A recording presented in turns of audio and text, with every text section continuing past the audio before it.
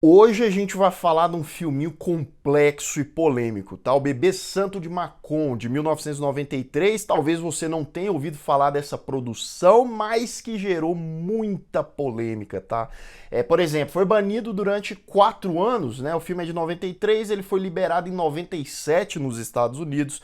Ele foi censurado em alguns outros países, né? Várias cenas ali diminuídas ou simplesmente cortadas, mas por que, Lucas? A gente vai falar sobre tudo isso e por que que eu acho essa produção genial, a narrativa, os significados, as reflexões e afinal de contas, que diabo de filme é esse?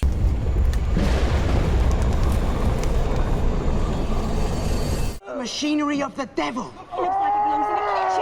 Sejam todos muito bem-vindos a mais um Refúgio Cult, meus amigos. Hoje a gente vai falar sobre o Bebê Santo de Macon, que talvez você não tenha ouvido falar, mas agora você vai ouvir falar e vai ficar bem aqui, ó, na sua cabecinha por vários motivos. Você pode até não gostar do que eu vou falar, ou talvez você vá amar, porque não tem meio termo aqui nessa história. Se você ainda não me segue lá nas redes sociais, me siga lá para mais novidades sobre cinema, série de TV, sobre o canal também. Dá uma olhada no Seja Membro do Refúgio Cult com as nossas 3 categorias e veja, claro, se você quiser e puder, como ajudar ainda mais o canal. What have you done to lift the misery from the people?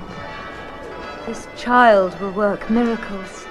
Esse filme é dirigido por um dos meus cineastas favoritos, que é o Peter Greenaway. Eu falei de uma obra genial do Peter Greenaway recentemente aqui no canal, que é O Cozinheiro, o Ladrão, Sua Mulher e o Amante, de 1989. Se você ainda não viu esse vídeo, por favor, assista, que é um filme que eu considero muito importante, talvez você também vá gostar muito dele.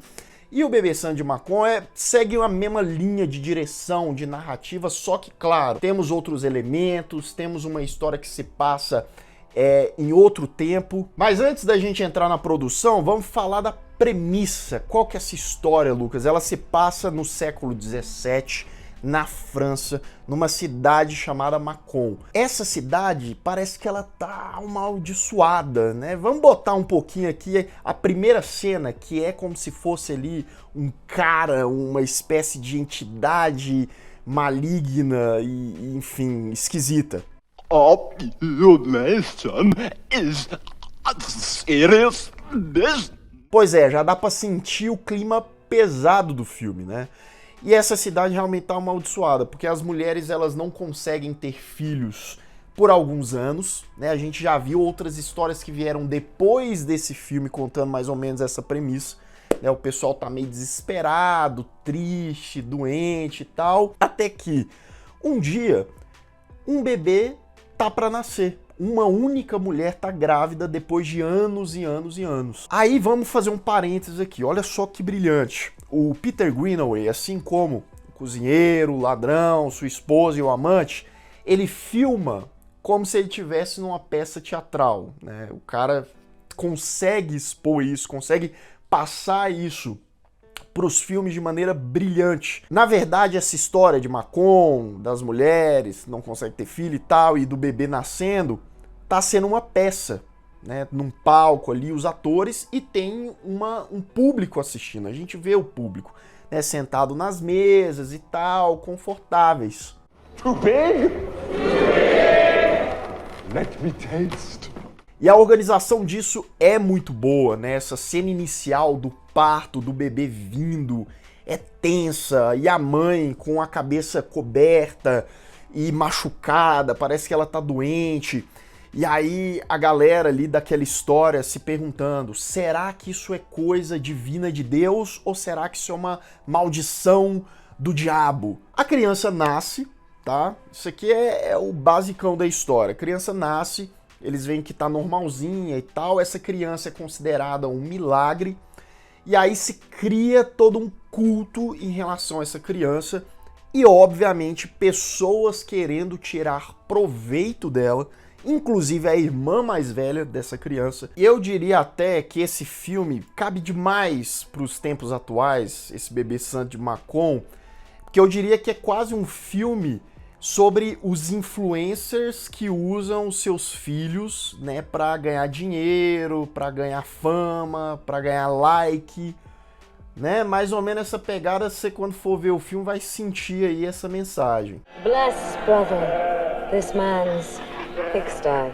Ah, Lucas, por que esse filme foi banido, né? Por que deixaram anos sem passar, por exemplo, lá nos Estados Unidos? Bem, primeiro que tem muita cena do pessoal, né, sem roupa, à vontade ali mesmo, mas não só isso. Eu diria que deve ter umas 3, 4 cenas aqui, pelo menos, que elas são cenas mais impactantes, que elas são fortes, por elementos ali específicos. Você vai falar, caramba, isso aqui é pesado, hein? Isso aqui é denso. E aí, né, o pessoal sente.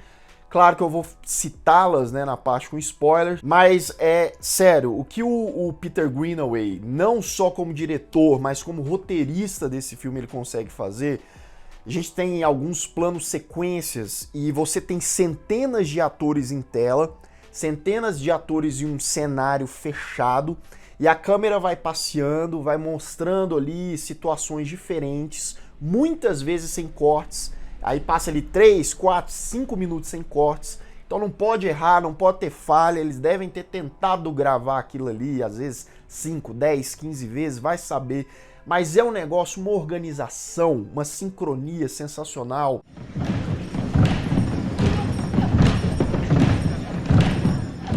E o design de produção, né? Mesmo que você saiba que é como se fosse um teatro mesmo. E aí é legal que no início do filme tem como se fosse um palco, mas aí o diretor ele vai brincando porque ele vai expandindo aquele palco, ele vai adentrando aquele palco e pegando cenários maiores, mais abertos, mais detalhados, que enriquecem a história, que transforma do teatro para o cinema mais ainda. So you believe in God? He is the great scientist. Existe pouca trilha sonora, pouca mesmo, tá? Você vê ali mais o diálogo secão, de vez em quando acontece uma música ou outra, mas o que impera aqui definitivamente é o som ambiente. Você vê as pessoas conversando, as pessoas rindo, as pessoas sofrendo, os passos e tal, e deixa aquela história mais crua, mais realista até. This cannot be her child. Why not? It has been known.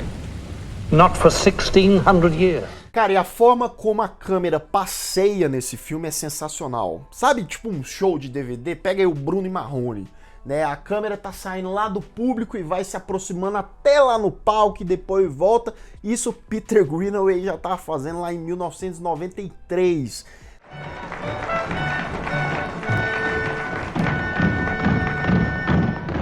O elenco aqui sensacional, tá? É difícil você olhar para um ator, mesmo que seja mais figurante, mesmo falar, nossa, esse cara tá trabalhando mal, hein? Não, tá entregue, pessoal ali do teatro também, a protagonista, digamos assim, do filme, né? A irmã mais velha, a Julia Ormond, tá sensacional, né? Tá assustadora ali algumas vezes. Então, meus amigos, a gente tá diante de uma obra atemporal, importante, pouquíssimo conhecida, eu acho que muito subestimada, e justamente porque divide opiniões, depende de como você vai ver aquela mensagem, que são mensagens que faz a gente pensar. Religião bastante aqui também, fala de falsos profetas e da hipocrisia das pessoas, como reflexo também da humanidade ou da falta da humanidade. Pega, viu? Vai pegar, enfim, eu dou uma nota 10 para esse filme. O Bebê Santo de Macon, as pessoas gostando ou não, é uma experiência completamente diferente. Se você entrar na vibe do filme, se você entrar naquela história, com certeza vai ser uma experiência inesquecível. But you do not deceive us, for you have something to give. You have 4 daughters. E se você ainda não é inscrito aqui no canal, se inscreva aqui embaixo, clique no sininho para receber todas as notificações e deixe seu like, que ajuda muito o Refúgio Cult. And why not for you? I will be dead. Atenção! Aviso de spoiler. A partir de agora, continue por sua conta e risco. Então vamos lá, o menino nasce, né, muito burburinho em relação a ele, logo ele se torna realmente uma criança santa, milagrosa, as pessoas começam a paparicar, né, a dar um monte de coisa, E a irmã mais velha, né, tem uma ideia brilhante que é o quê? Ganhar dinheiro em cima do meu irmão, isso mesmo. Vocês querem milagre? Vocês querem cura e tal? Então tem que pagar, tem que dar presente e tal.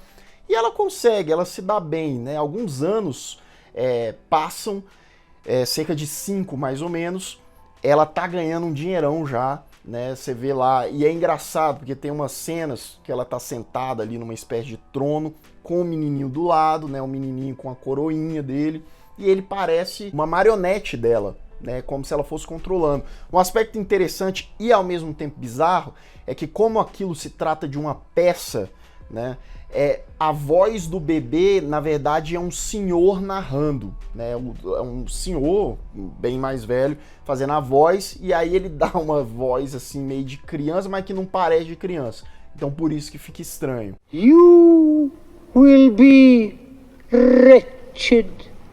Quanto mais o tempo passa, mais a irmã, né? Lucas, ela não tem nome, não, ela é tida como filha, né? É a filha do casal lá e irmã do garoto. Então eu vou falar que ela é irmã. A irmã, ela fica mais tirana, porque tem família pobre que vai querer milagre, vai querer ajuda, e por exemplo, vai o pai, a mãe e as filhas. E aí ela fala, vocês não têm dinheiro para ter um milagre, então eu quero 2 das suas filhas para servir a gente aqui, servir a minha família, ser escrava. Pior do que isso, o que ela faz? Ela prende tanto a mãe quanto o pai dela, porque ela começa com uma história de que o menino não é irmão dela, na verdade é filho dela, e ela gerou ele de maneira divina porque ela é virgem. Você conhece essa história, né? Pois é, e aí o pessoal fica mais impressionado ainda. Enquanto isso, o pai e a mãe dela comendo o pão que o diabo amassou, né? Eles não podem sair dali, porque senão a farsa pode cair por terra.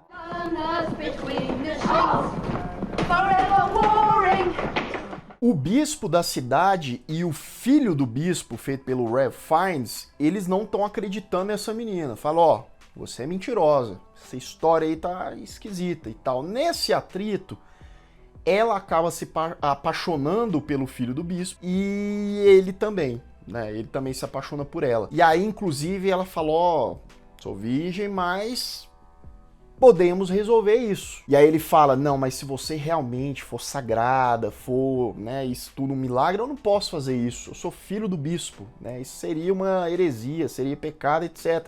Ela fala, não, vem cá que eu vou te contar um segredo. Aí ela leva ele lá no calabouço e mostra o pai, a mãe, fala, não, essa aqui é minha mãe, que é mãe desse menino, que é meu irmão. Então tá tranquilo, tá safe aí, uma historinha que eu contei. Ele não acredita muito, ele fica muito assim, mas ele tá meio que encantado, vai no papo dela. Ela arrasta ele para um celeiro. Olha só a composição dessa cena.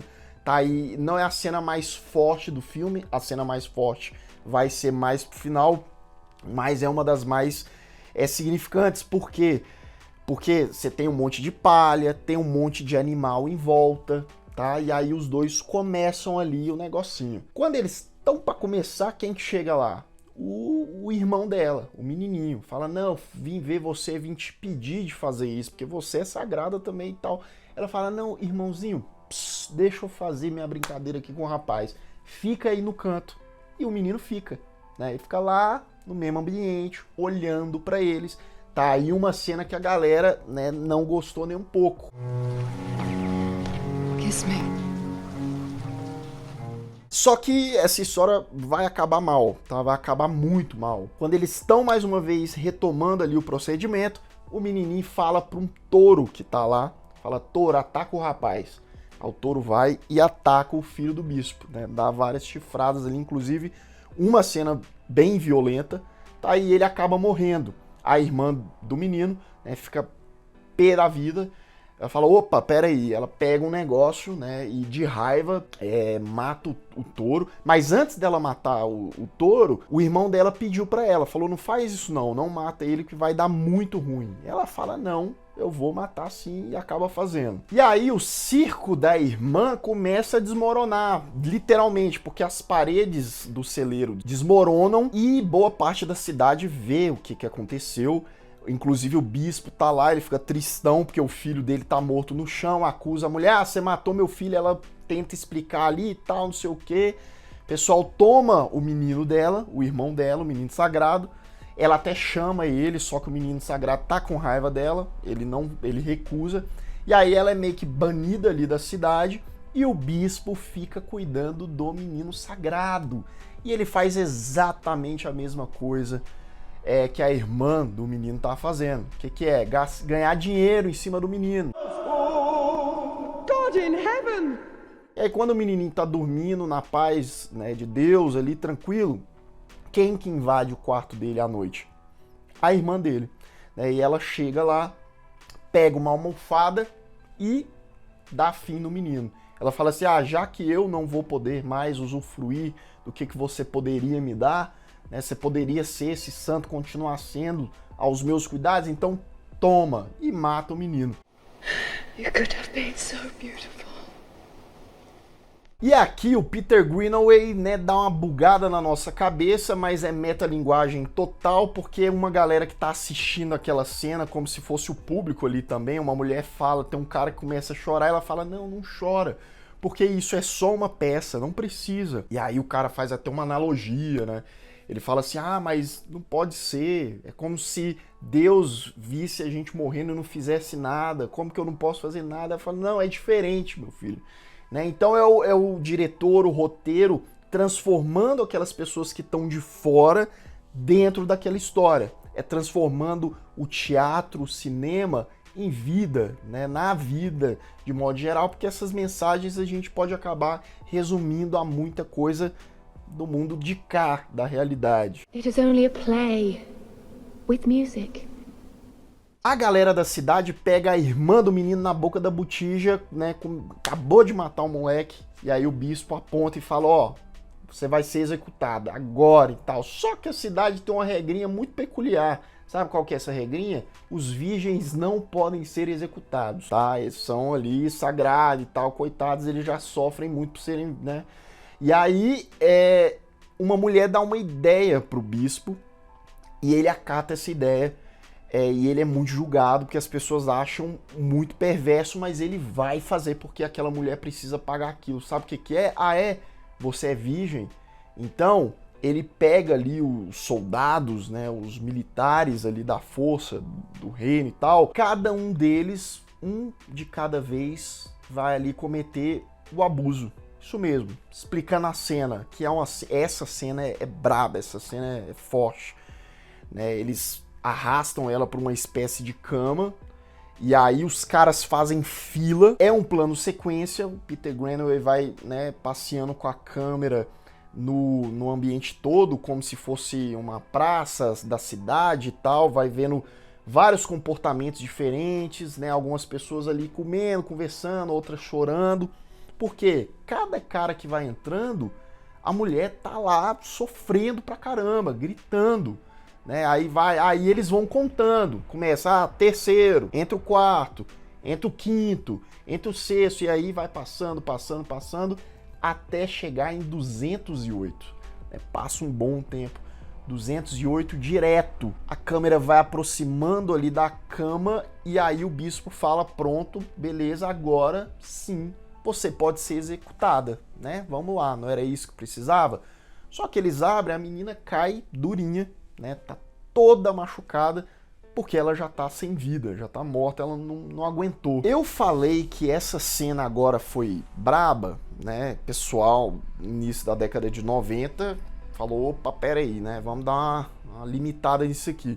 Mas essa cena a seguir também, eu vou te falar, tá tendo o velório do menininho, né, ele cheio de roupa, cheio de joia ali, e aí a galera que tá no velório, cada um chega lá e vai pegando as coisas do menino. Só um parênteses, a família dele, do menininho, da irmã dele, que também já tá morta, eles também morreram, tá? Não ficaram vivos, não.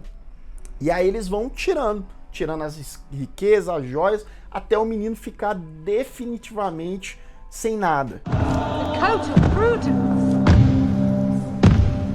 Acabou, Lucas. Finalmente, não acabou. Você sabe por que não acabou? Depois que eles tiram as roupas, as joias, eles começam a tirar os dedos, arrancar mesmo, faquinha, dedos, a mão, o braço, né? O cabelo assim, puxando e tal, cabeça, tudo, tiram tudo porque eles acham que os pedacinhos dele ali podem conceder milagres. Não sobrou nada do menino. O filme finaliza com aquele malucão lá do início, que é como se fosse a personificação da doença, né, da maldição ali, acho que seria algo próximo disso, falando que ia continuar daquele jeito, a fome e tal. E aí finaliza com os mortos, né, eles botam, os atores vão carregando o touro, aí tem a cabeça do menininho, tem a irmã dele, o cadáver, tem do filho do bispo e deixam expostos ali. E aí, fim de espetáculo. Mais uma vez a metalinguagem, porque a câmera ela vai afastando e aí a galera que tá batendo palma, eles começam a se curvar também. Mais uma vez o diretor falando, ó, tá todo mundo dentro dessa história. Todo mundo faz parte. Eles, eu, vocês que estão assistindo. Então, cara, meu Deus, daria um segundo vídeo, né, para comentar todas as críticas, todos os aspectos elaborados, como eu tinha dito antes. E é um filme difícil de assistir, mas eu acho um filmaço, tá? Produção impecável, enfim, esse foi o Bebê Santo de Macon. E você, já tinha ouvido falar desse filme? Já tinha ouvido falar das obras do Peter Greenaway? Se você não conhece, vai atrás que você não vai se arrepender. São produções que vão muito além só de direção narrativa. Elas estão assim, geralmente elas transcendem. Bem, eu vou ficando por aqui, espero que vocês tenham gostado do vídeo de hoje. Não deixe também de assistir aos outros vídeos do canal. Estão bem aqui do meu lado, é só clicar, assistir, dar aquela força. Um grande abraço e até mais.